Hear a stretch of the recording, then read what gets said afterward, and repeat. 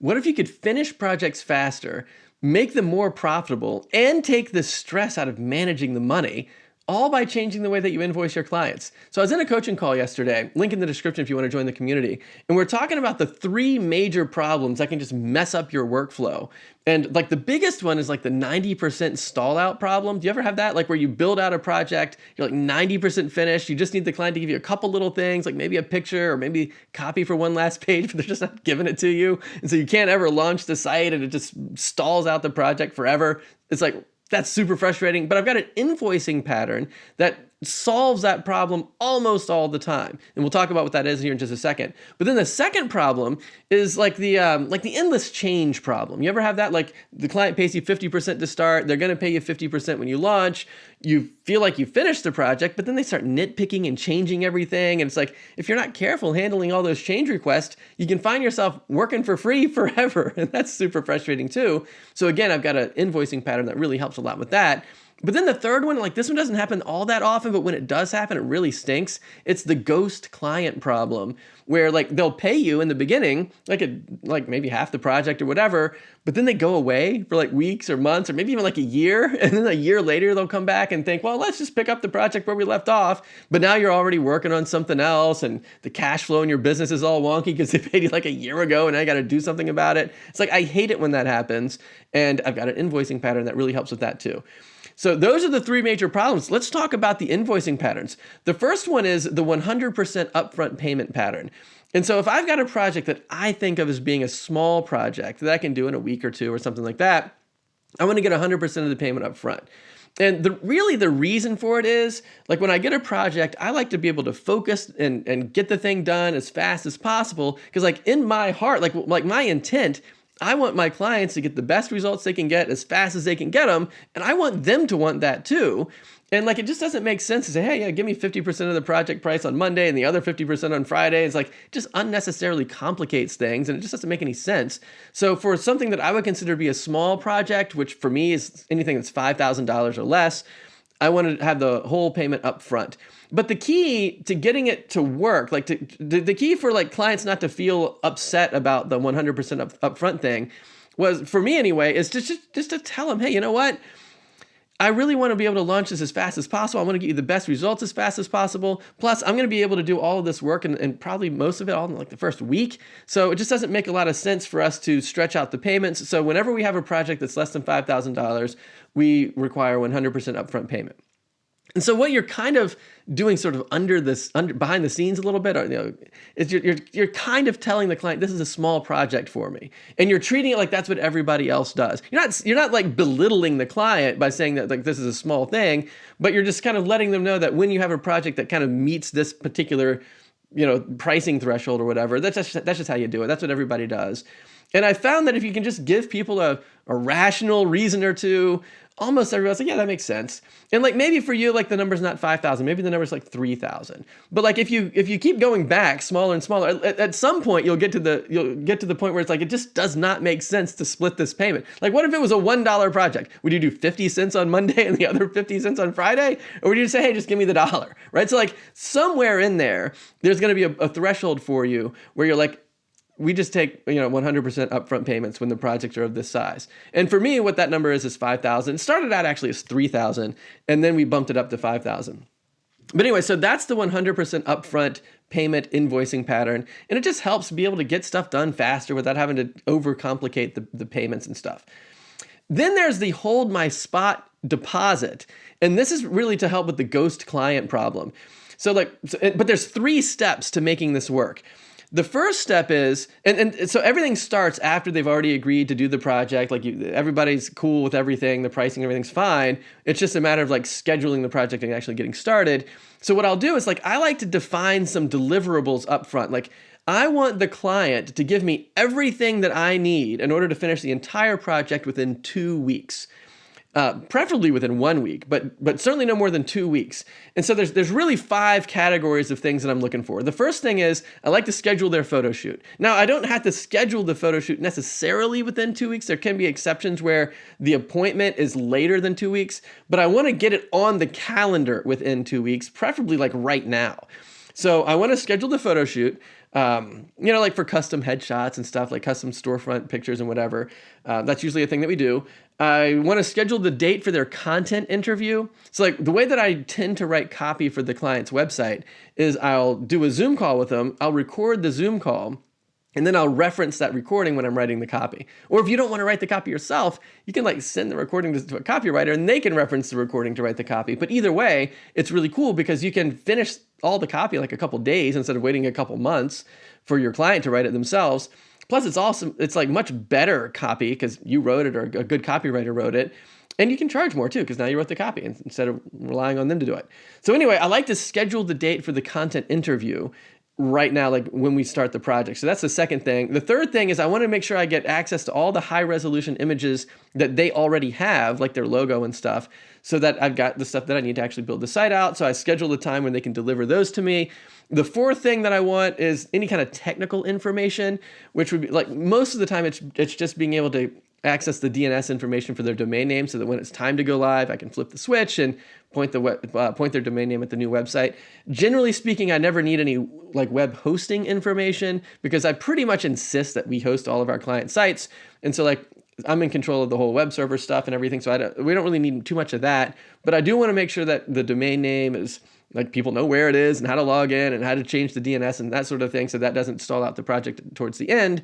And then the last thing that I like to do is I tend to set up Google Workspace accounts for all of our clients for two reasons. Like I want to make sure that all of our clients have a email address with the domain name of their business on it. So it's not just a bunch of crazy like yahoo.com accounts or whatever. But I also want to make sure everybody's got a Google Calendar because when we put the call to action on the website, I want to be able to like have like their customers be able to like book calls and stuff with like a Calendly calendar.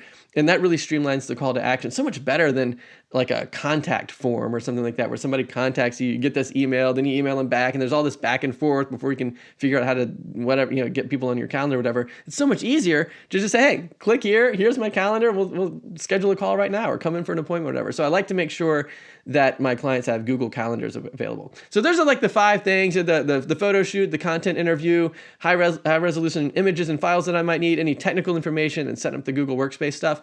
So those are the 5 things. And so like I want to put dates on the calendar for those 5 things. And if as I'm doing that, I'm noticing that the client is sort of resistant, like I'm not sure if I can do it in that amount of time, or I'm not sure if we can, that's a little bit aggressive or whatever, I'll ask them and I'll say, hey, do you feel like this timeline's too aggressive for you? And if they say yes or whatever, then I'll probably follow up with that question, be like, is there something going on in your business that you'd like to resolve first before we begin the project? And sometimes they'll say, yeah, we've got this other internal project that we're working on that's really taking a lot of the time from some of our team members, and it'd be great if we could kind of finish that before we start the project. So like that's really helpful to know. Of course, what I really want them to do is I want them to share my enthusiasm for like starting the project and getting things done and just kind of get excited about it. But like if there's something legitimate that's standing in the way, where they like other things are going on in their business where they just can't focus on it yet, then what I'll do is I'll say, well, hey, why don't we start on June 1st instead of today? Like, what if we push it out a couple months or whatever? Like I pick a date in the future to start the project.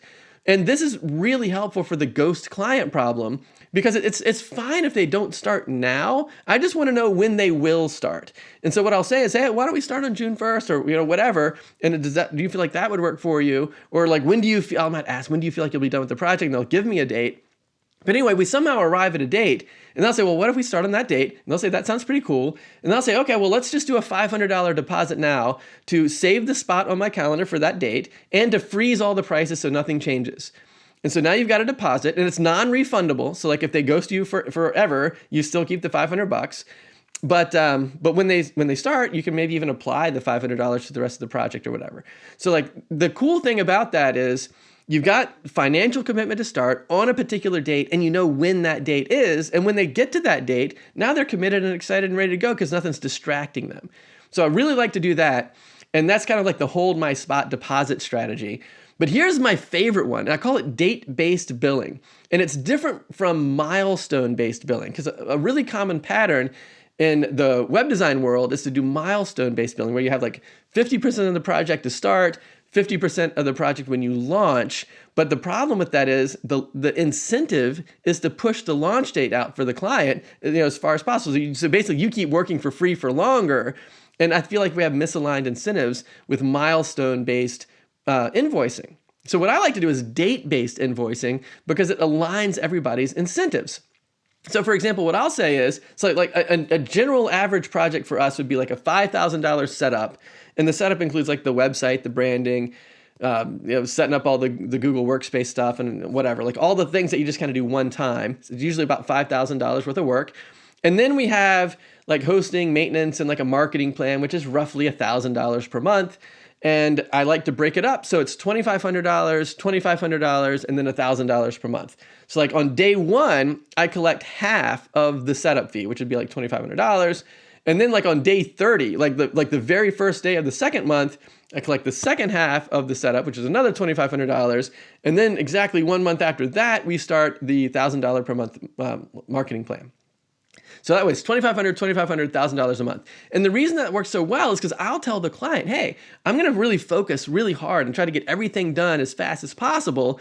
And so if we can actually finish the whole site in the first month, we'll just go ahead and start the marketing plan on month 2, which basically means they get $1,000 of marketing for free, because normally we wouldn't start till month 3. So it really incentivizes the client to get you everything you need and get results as fast as possible, and they get an extra like $1,000 of free marketing. And the reason it works for me is I really like to focus on the project, and I don't want to have to try to like think about multiple projects all at the same time if I can avoid it. So I like to cram everything into the beginning so I can get the best results as fast as possible, make my workflow streamlined.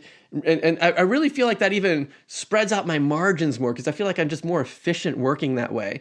And so it works really well for me, it works really well for the client, and both of us have incentive to finish as fast as possible for all the reasons we just talked about. And so date-based billing tends to work really, really well. But here's how I implement it. So the thing about date-based billing is I use QuickBooks Online. And I didn't really pick QuickBooks Online. I don't particularly like the software that much. It's kind of wonky to work with. But my accountant basically insists that I use QuickBooks, because like all the people that work with him, they're all like QuickBooks certified accountants and whatever. And so like they're expecting all my bookkeeping and stuff to be in QuickBooks, and they basically do everything for me anyway. But anyway, I use QuickBooks Online, and it's got this feature where you can go in and you create like your own customers. And in the customer profile, you can actually put their billing information, like their credit card or an ACH payment. So if you do the credit card payments through QuickBooks, I think they charge you like 2.9% per transaction, roughly speaking, maybe plus 30 cents or whatever.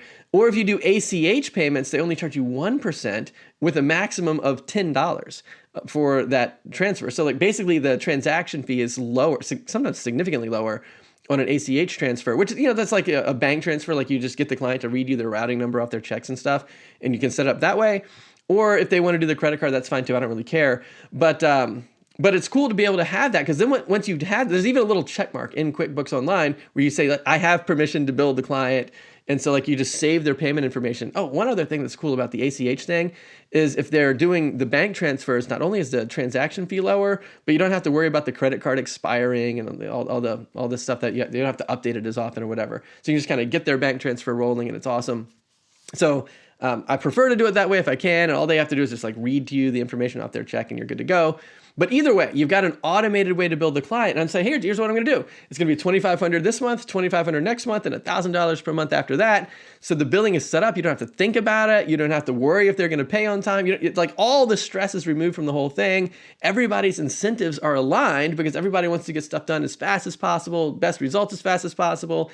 The client might even get a free $1,000 month of marketing if you can actually start the marketing on the second month instead of the third. So like everything is lined up great. And I think that's awesome because it really it solves the problem of like the 90% stall out, and the ghost client problem is really resolved more with the down payment thing. But the endless change problem is also resolved. So the 90% stall out and the endless change problem, all by changing to date-based invoicing. So it's really cool. So check that out and see if you think, like, leave me a comment, let me know what you think about that. I'm going to put a link in the description for if you want to join the community so we can work together on stuff, or check out this next video and we'll talk about margins, because we were just talking about how if you can do work faster and more seamlessly and have higher margins in your business, that's a really important component. It's not just about price, it's also about margins.